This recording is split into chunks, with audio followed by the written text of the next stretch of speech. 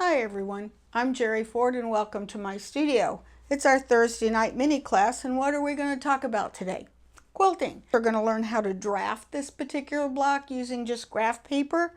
We're going to talk about the history of this type of block, and then we're going to talk about how to get perfect matchups, perfect points. This particular pattern is no longer available. It originally came from a quilt called Sash Squares by Judy Hopkins. This was a block that she created for SQE Professional Trade Magazine, which was part of the VDTA and SDTA. That stood for Vacuum and Sewing Dealers Trade Association. It was put in their publication called SQE Professional.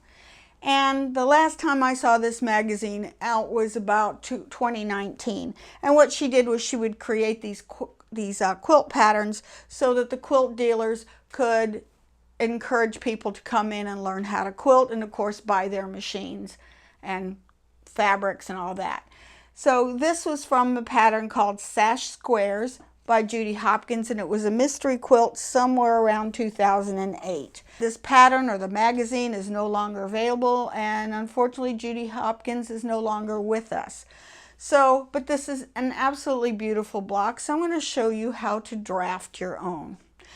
This, in essence, is a derivative of what was called the shoe fly pattern.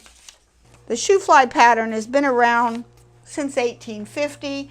It's also been called the hole in the barn door pattern, or a clover broom flower pattern, or the hole in the barn door. It's essentially a 9 patch. So you have 9 equal squares, and then you took your color, and it usually was one color, and I'll color this in just to give you an idea what it looked like. That's your basic shoe fly. The shoe fly is even a derivative from something called the churn dash quilt block. It's been around between 1800 and 1849. It resembles a butter churn, with the center square representing the churn stick, or also called a dash, and the triangles and the rectangles represent the butter churn itself. It comes from pioneer days, and that was from quiltinginamerica.com. You had your basic 9 patch. Okay, the difference is, instead of coloring the center square, it was left blank, and these 4 squares here were connected sometimes by the same color, sometimes by a different color. And this became the churn dash. This evolved until what was called the monkey wrench, or the double monkey wrench. The difference is now the monkey wrench took this, instead of making a regular 9 patch, it made it an uneven 9 patch. This can be further divided into a 4 square, and a 4 square. So this could be done this way.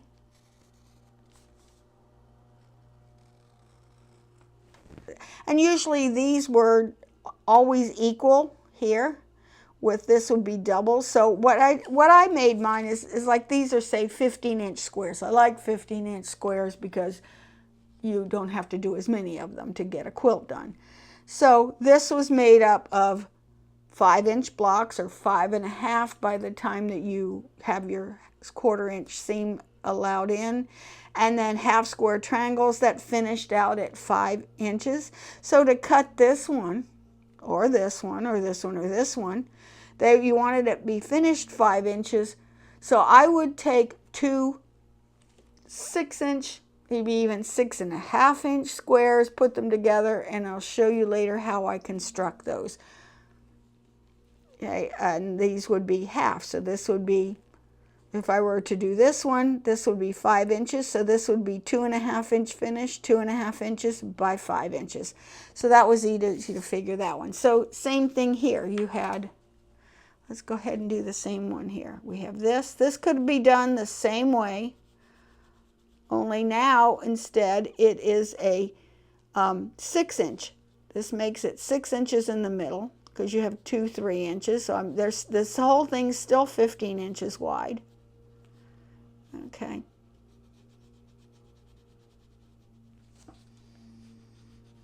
This achieves, oh, I just did the wrong one, dummy. Okay, you get the idea, I just did the wrong one. Okay, I will change that color to red so that everybody can see it. Okay, won't get too confused. I'm making that red.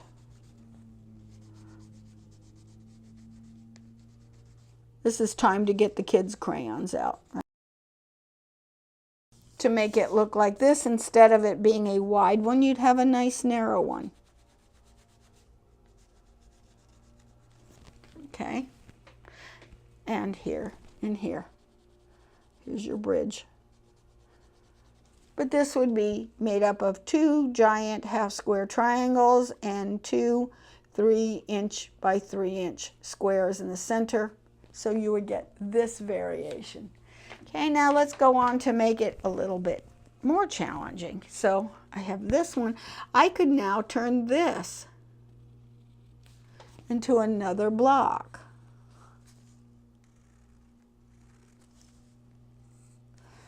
Okay, so we would have this big one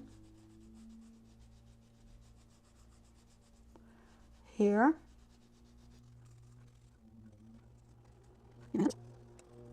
Now we have another block that looks completely different. We have half square triangles, 3 inches, this one, this one, this one, this one. So each corner's got 3. So we have 12 of the half square 3-inch blocks, solid 3-inch blocks, a whole bunch of them, and then the center. Now, how I further divided this one up to get this square.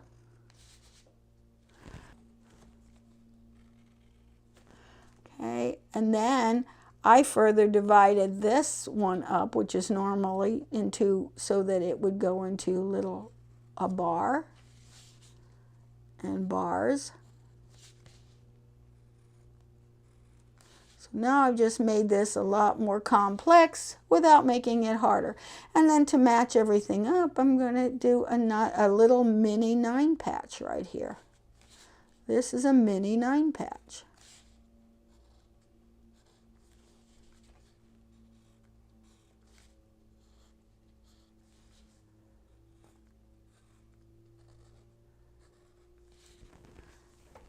Okay, now that's what this block looks like in just its pieces. I'm going to go light, medium, and dark. Okay, so my darks, I know I want my half square triangles to all be dark.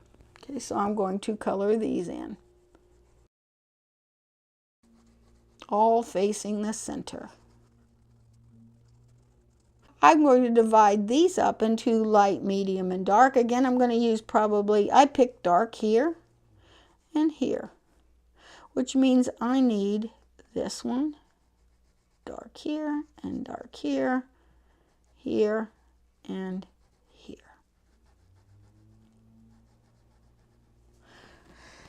Okay, I'd like it to be kind of patchy looking. I could continue this on so that I end up with light in the middle, but I think I'm going to make things a little more interesting. A little dark here, here, here, here. I'm going to take a medium, which is this color, and now fill this in. I like the way that's going to turn out. Both the churn dash and the monkey wrench, this is a double monkey wrench here, and both of these are supposedly have been in the Underground Railroad.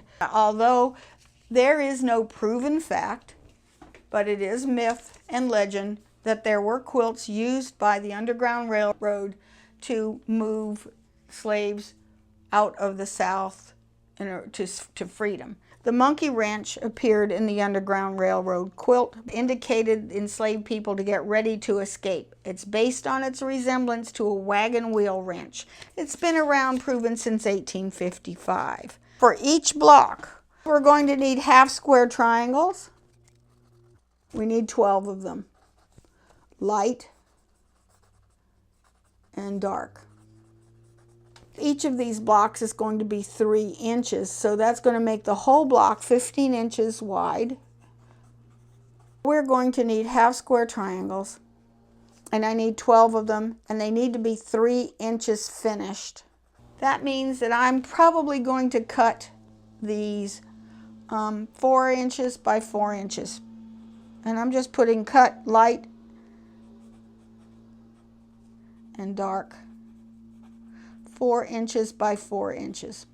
Oh, wait, usually I add more. Oh, wait a minute, it needs to be 3.5 finished, unfinished. So you know what, I'd rather make it bigger than I need to. So let's make this 5 inches by 5 inches is what I'm gonna cut them. Okay, we can always cut them back when we're done making the triangle. So if I cut 2 5-inch square, one light, one dark, that will give me those triangles. Okay, we're also going to need some light squares. Okay, they're going to finish out at 3 inches by 3 inches, so we're going to cut 3 1/2 by 3 1/2. And we need 5 of those. I'm going to need 4 of these 3-section pieces, which is going to be made up of a dark, a medium, and a dark. I call these three strips. We need 4 of those, so that would be 1.5 inches by at least 3.5 inches.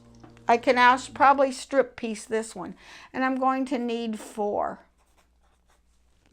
We're going to need some of these mini 9 patches, and I'm going to strip make this as well. So what I'm going to do is, as soon as I make these, and I'll show you how we do them, I'm going to make another set which is the same, a little longer. So this is going to be made up of 1.5 inch strips. I need 8 of them that are medium, dark, medium, and I need 4 that are dark, medium, and dark. Okay, so let's go ahead and cut out our pieces. Okay, for this, I cut out 5 white blocks of assorted different white pieces of fabric, and I need these to be 3.5 inches by 3.5 inches. So that's the easy part. Okay, I'm going to need 12 half square triangles like these. And what I did is I'm going to need these to finish out at 3.5 inches square, because all of these pieces are 3.5 inches. So what I did is I cut a 4-inch block of dark color, a 4-inch block of a light, which is the same assorted whites that I used before. Then I need a pencil, and I'm going to just take on the light side, and I'm going to draw straight across a line. I'm going to sew a very scant 1/4 inch. So I'm going to set my stitch length at about 2.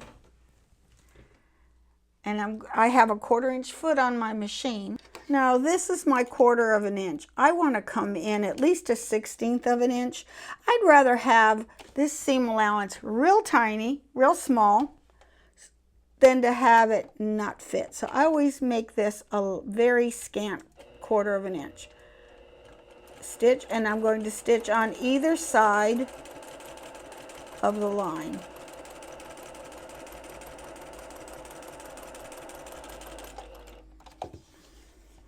Okay, and come on this side, stitch the same on this side.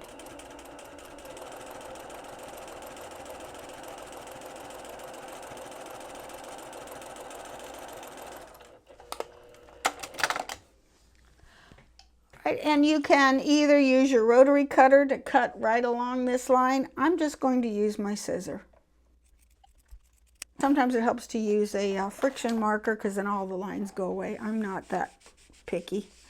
Set your seam closed. Put the dark on the top. I like to use these woolen pressing mats, because what happens is it grips your fabric, because you have a bias right here, and you don't want to stretch that bias, so the woolen mat helps prevent that. Okay, so I'm going to just press this flat. If you like, you can clip off the dog ears. So 6 4-inch squares give you 12 half square triangles. Press towards the dark if possible. The next step for this is to trim them down to 3.5 by 3.5 inches. On your ruler, there is usually a diagonal line, so we're going to need this diagonal line. And I'm going to first of all line up this diagonal line with the top corner, and I want to make sure that this line is right on top of the diagonal, leaving just as little as you possibly can on this first cut. Okay, and I can cut this side and this side at the same time. You have virtually hardly anything. Now you've got a perfect corner right here. Turn it over, or it helps if you have one of those rotating mats, is nice too. And now I'm over here, here's my diagonal line. Here is my 3.5 inch space.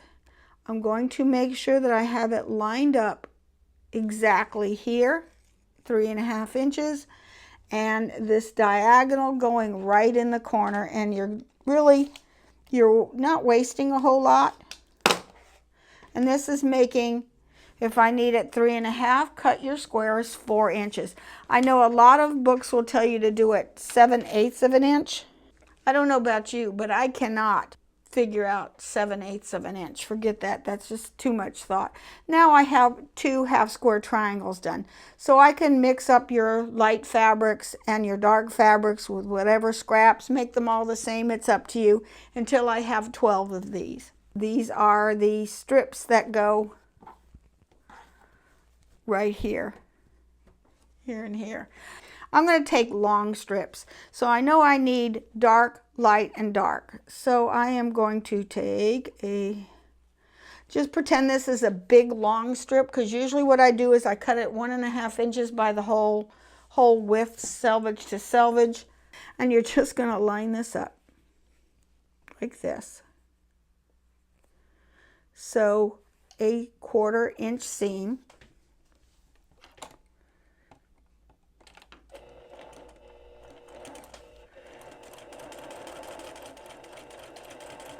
From one end to the other.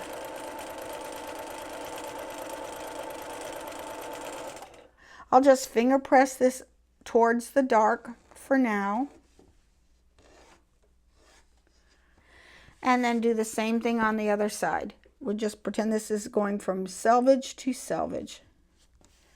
And so 1/4 of an inch.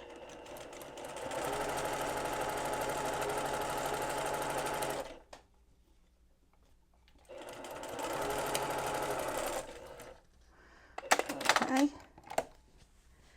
And now I can finger press that open. At this point, this is where I would take my iron and set it first. Press it open and flat. Same thing on this side. Press it flat and then press it towards the dark. Okay.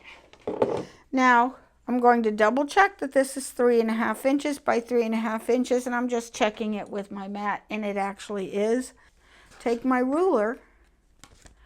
I want to make sure that when I do an end cut, I'm going to line up one of these straight lines right all the way up to the edge so that this goes straight across. And then go 3.5 inches. Again, I'm going to double check that I have it 3.5 inches here and across a line going this way. And you would just keep on cutting until you have a bunch of these. Okay, you'll need 4 for each block. For these, okay, you're going to need 1 strip, this dark, light, dark, okay, and you're going to need 2 strips where the dark is in the middle. I'm going to sew scant 1/4 of an inch here.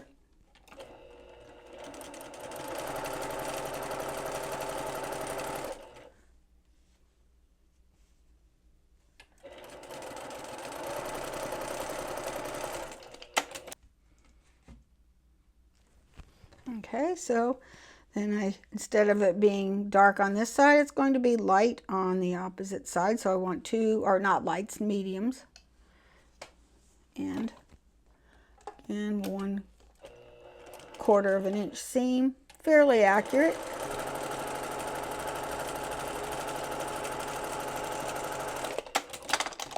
Okay. And I'm going to press these in towards the middle. I'm going to press it together and then open it up. I want to actually open it this way towards the dark. This will make them nest. Okay, and this side, set flat and then press towards the dark. Okay, remember, usually what I do is I stitch all of these first. Then I have leftovers that aren't quite big enough to do another 3.5 inch square. So now this, I'm going to, the same thing. Instead, I'm going to make this 1.5 inches. Okay, so I'm going to clip that 1.5 inches. And do I have enough? Nope, I don't have enough for another one. Scrap basket. Okay, so I need one of these and I need 2 of these. So to cut this, I have one already cut. You would again cut these into 1.5 inches or subcut. Okay, so I have these. Now to put this together, they're going to look like this. Okay, light, dark, light, dark, light, dark, light, dark, light. Okay, so I'm going to, these will nest.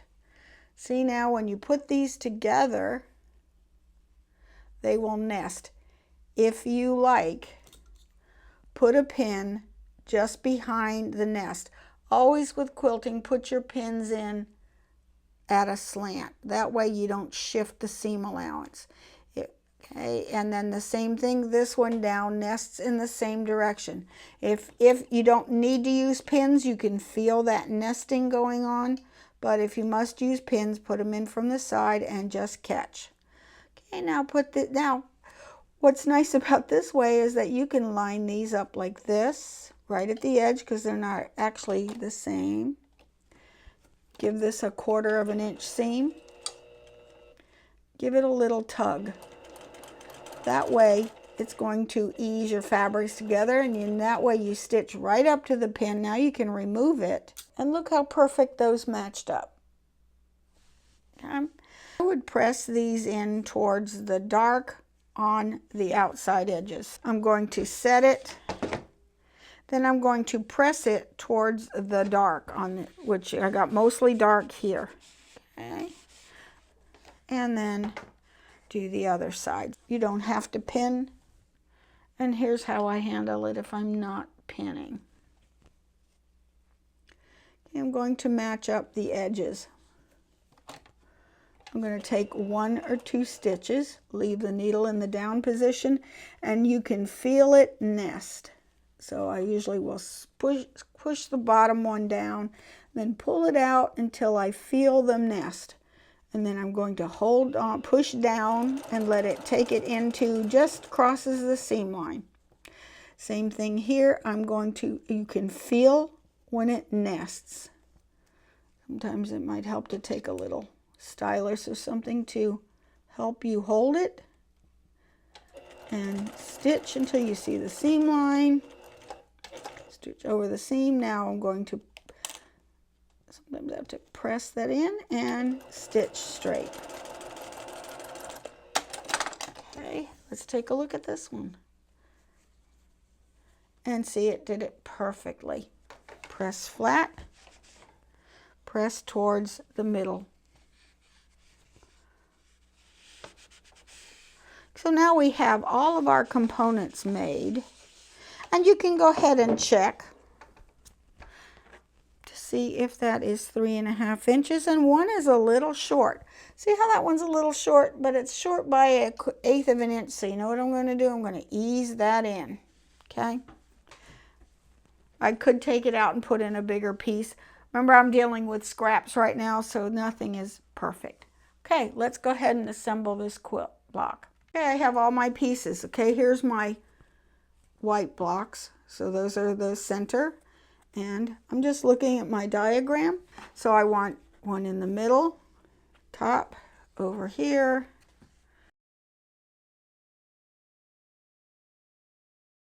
Half square triangles are going to go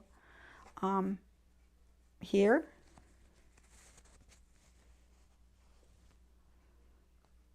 And here, here.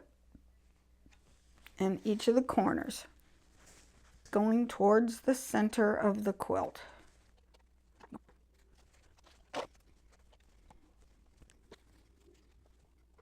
My setting blocks, these are the corners. 4, going to go here.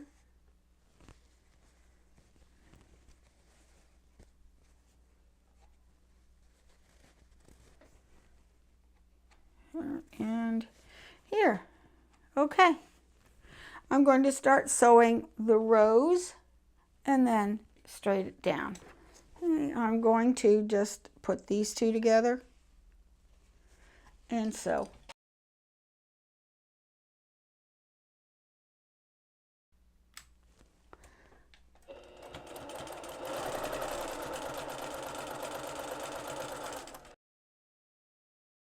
Here's the next two.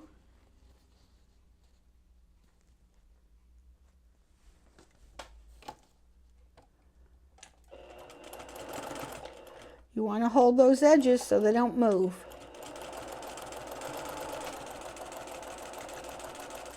It also helps to have a little piece of fabric to do the endings on. Okay.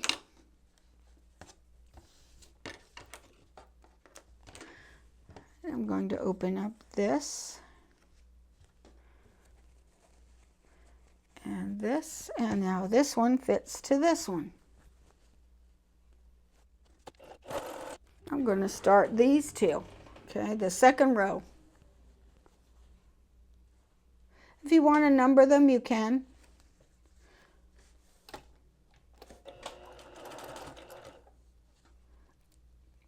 So far, there's nothing to match. Now here's the top row. So sew this last one. Same way, just one right after the other until I have them all. And I'll be back when I do that. Now, the second and the fourth rows are going to go together. I have a half square to the 9 patch. I'm going to sew this to this, but I'm going to sew these two together first. We do have places that we have to make them match. So, just like we did before,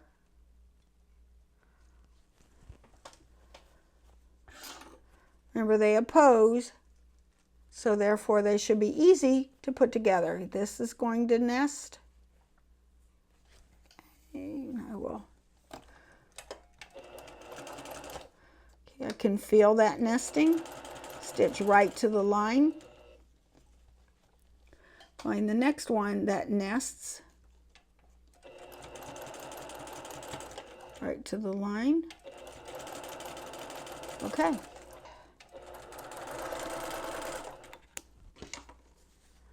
Let's see, here we go. Perfect.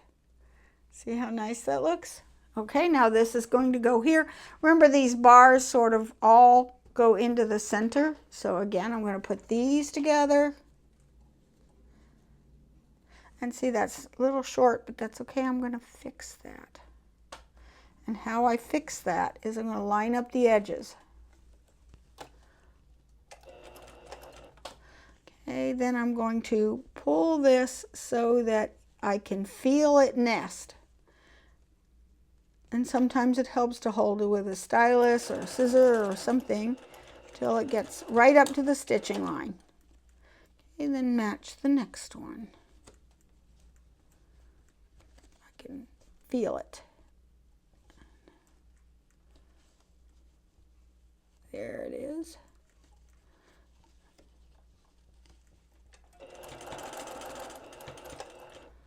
Okay, and match the edges. Let's see.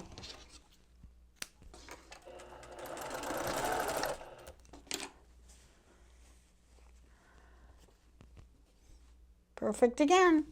So far, so good. And then this last piece doesn't need any matching. Just make sure you get the corners correct. And you will do the 4th row the same way.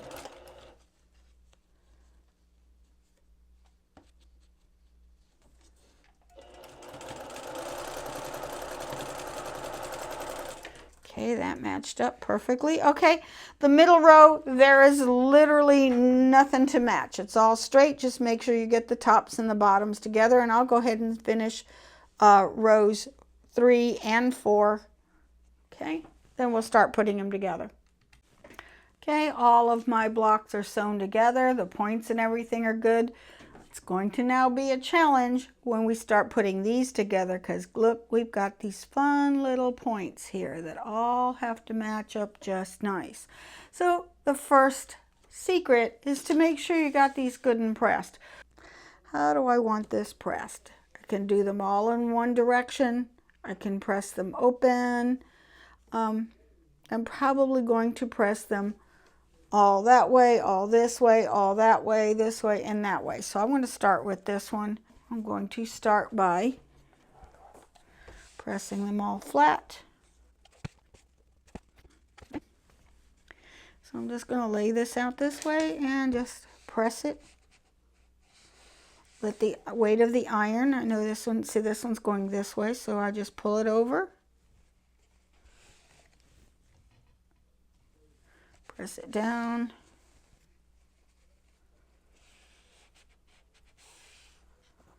And okay, I'm going to just set that here, and I'm going to do this row, only I'm going to press them all this way instead. So you could either do it individually and press this direction.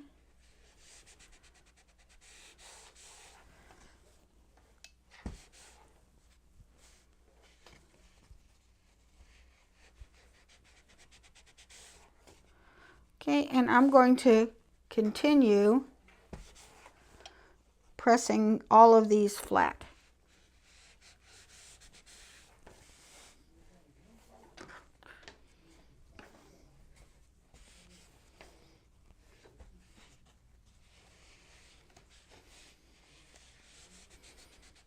Okay, I'll be back when I have all 5 rows pressed.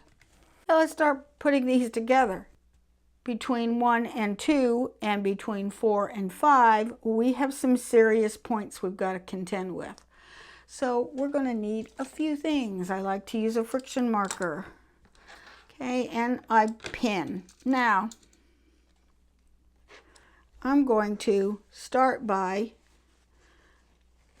finding back here. Okay, here's where one point is. I want a pin to go through it right there. Okay, I'm going to keep this pin perpendicular. This one I have to find where it goes, so I'm going to put this pin in through this side, matching that thread out of there. Go straight in. Okay, I'm going to put these together so that this pin is perpendicular, and this way you want it straight across. I'm going to use 2 pins. I'm going to first put my pin so that it's in the same direction as the fabric. I don't want to shift it. And then I'm going to put this pin here. And I'm going to take another pin just in front of it over here. What I do is, because I'm sewing blind here, where that pin is, I'm going to make a mark right where that pin is. It's hard to see that. Let me get a chalk. This is dark, so see how I made that line? I'm going to sew right on that line. I can now take this pin out. I want to, now these are corners, I want to make sure that this corner, this this little triangle right there goes right, that stitching line goes directly into that corner. Again, pin this way. Don't go down because now you've shifted it. Okay, what do we have to do over here? Okay, I don't have anything I have to match here. Okay, so these are going to oppose, so I'm going to let those nest. I'm going to pin them for now, only because I'm on camera. And I always use 2 pins. You could also use fork pins as well. Although I prefer to use 2 pins because I can take one at a time out. Okay, this one also has nothing I have to match. I just have to nest. Okay, I'm just going to put one here because that's just a nest. And then again, over here, we've got now points that have to match. So I'm coming up through here.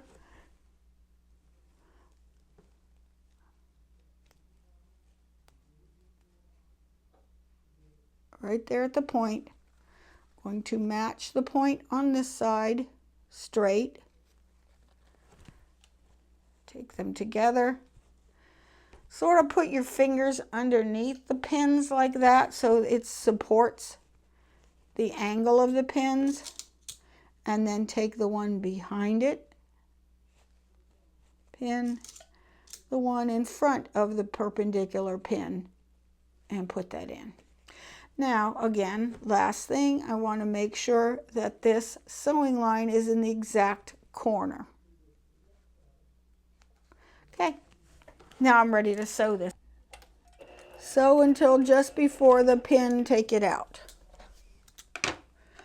Sew across, keeping that 1/4 of an inch seam. If you have to do a little pulling or give it a little tension in order to make sure that all the fabric eases in, do so. Okay, and just before, take it out, stitch through the sewing line. Now you've got it, so you can remove that, and again, go to the next one. Right up to the point, to the seam line, and across.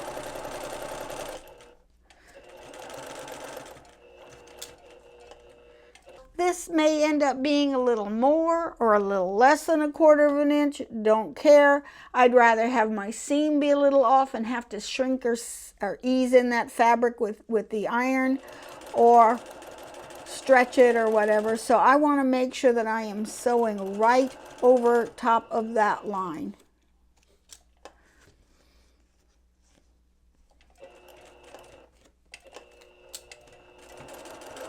And then return to the 1/4 of an inch as soon as you leave that point. Okay, let's take a look. Did we get it? See, that's perfect. That's lined up good. That's lined up good. Let's see this one. Okay, this one is not good. I'm not happy with that. I'm going to tear it out from here to here and do that again. Okay, I ripped it out about 1/2 inch on each side, so I'm going to put this through here, this way, into here.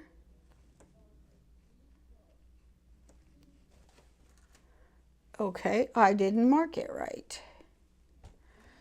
Okay, my mark should have been a little lower, right there, okay? And notice how these two don't match, and it's okay. You know what?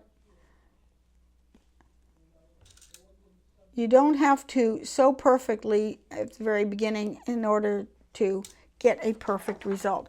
Okay, now the first time I stitched up there, apparently I should have stitched right here. And see how they don't, see the back is a little higher? That's okay. I'm going to ease that in when I press it. Okay, so I am right here, just over stitch. I didn't back tack.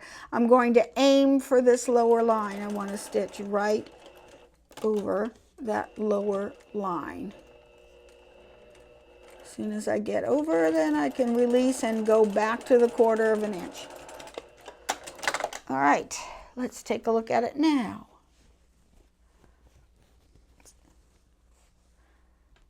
Yep, that's good. Okay, so I'm happy with that. Normally with these rows, I'm going to press them open because you've got a lot of bulk in these corners. So I'm going to go ahead and press these. You'll see these rows, I like to press these first flat, and I do like to press them open because you do have an awful lot of bulk in these points. So this helps to make them a little flatter.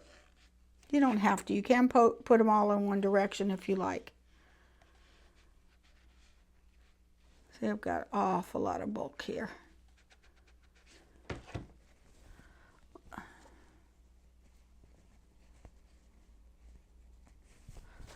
And you know what? If it's not perfect, this is what you do.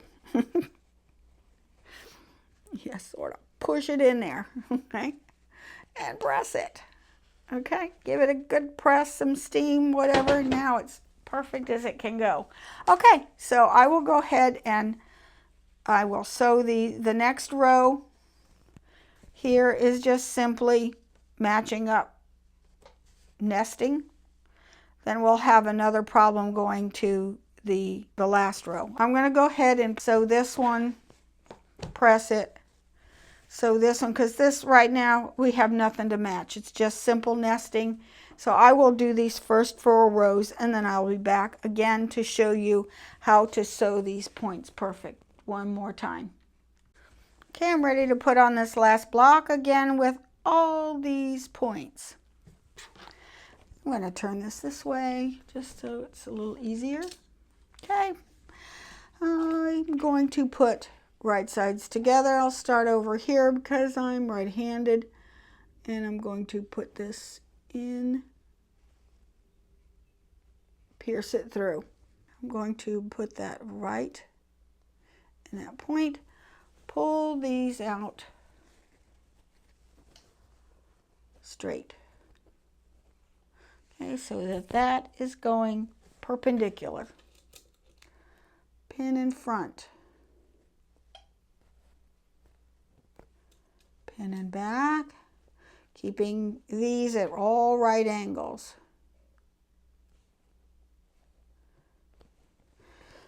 Now I can see where the pin comes out. And I'm going to draw, I'm using the friction marker because this will go away. Okay, match this and just pin it for now.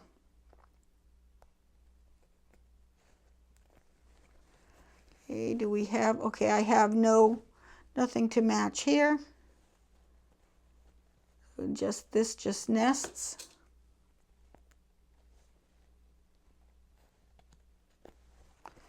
And this one just nests.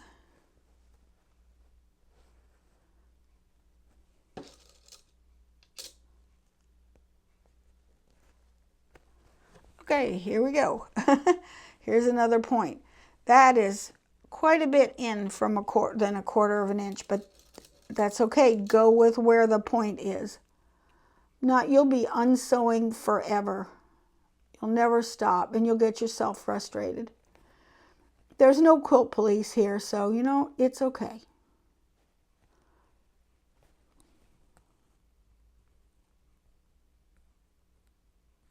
Okay. There.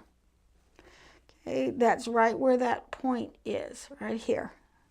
I'm going to put it directly into this point. Okay, put them together. Wiggle this so that is now fabrics together, and this is coming out not like this, not like this, not up, not down, just straight.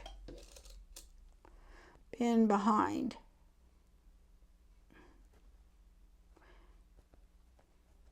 Pin in front.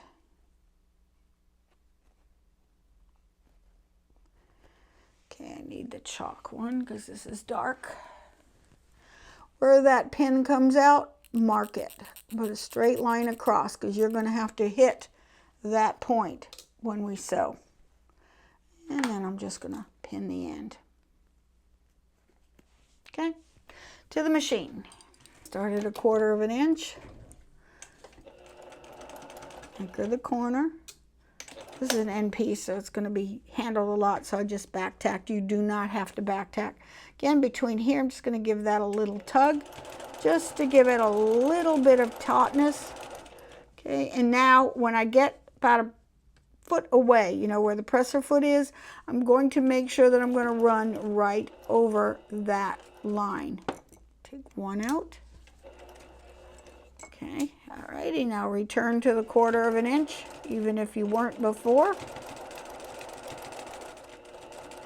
These are just nesting.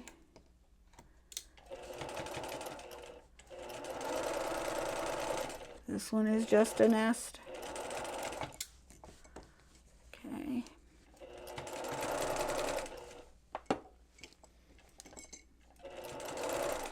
Okay, here's my line. Aim for it.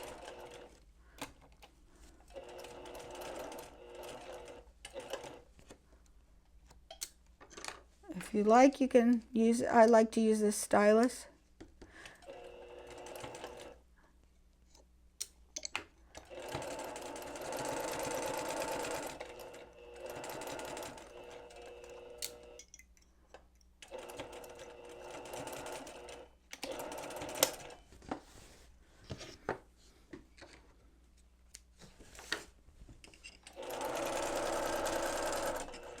Let's see. See how we got it this time. Okay, right on. Okay, that's perfect. And so is that. Look, that is totally perfect. This one is okay. Okay, so now I'm going to press these open and I'll be back. All right, this quilt block is already done. This double monkey wrench is finished. It's ready to be put together with sashing and the rest of the blocks to finish the quilt. And here is the back of it. It lays nice and flat and neat. And so this is a fun, easy block to do. It just takes a little challenging in putting these points together. Do they have to be perfect? No, they do not. There's no quilt police, unless you count my cat. I hope you enjoyed this project. Thank you so much for watching.